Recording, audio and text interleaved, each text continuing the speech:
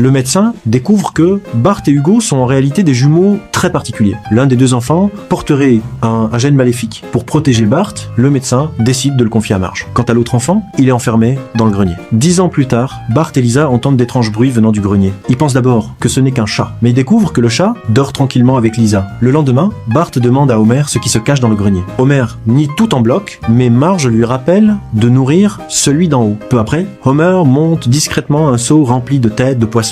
Quelques secondes plus tard, des bruits de bêtes en train de manger résonnent dans le grenier. Bart et Lisa sont alors convaincus qu'une créature terrifiante s'y cache. Profitant de l'absence de leurs parents, les trois enfants ouvrent secrètement le grenier, mais ils ne trouvent qu'une pile d'autobiographie d'Homer invendue. Soudain, une silhouette apparaît dans l'obscurité. Un monstre terrifiant se montre devant eux. Pris de panique, les enfants vont immédiatement se cacher. Quand Homer et Marge rentrent à la maison, les enfants leur racontent qu'un monstre vit dans le grenier. Homer monte vérifier, mais il ne trouve que d'étranges traces. Marge décide alors d'appeler le médecin. Le médecin révèle enfin la vérité. 10 ans plus tôt, Marge a donné naissance à des jumeaux siamois, Bart et Hugo. Le médecin pensait que Hugo possédait le gène maléfique. Il l'a donc enfermé dans le grenier. Pendant toutes ces années, Hugo n'a survécu qu'en mangeant des têtes de poisson. Mais après avoir découvert une cicatrice sur son corps, Bart commence à douter de cette histoire.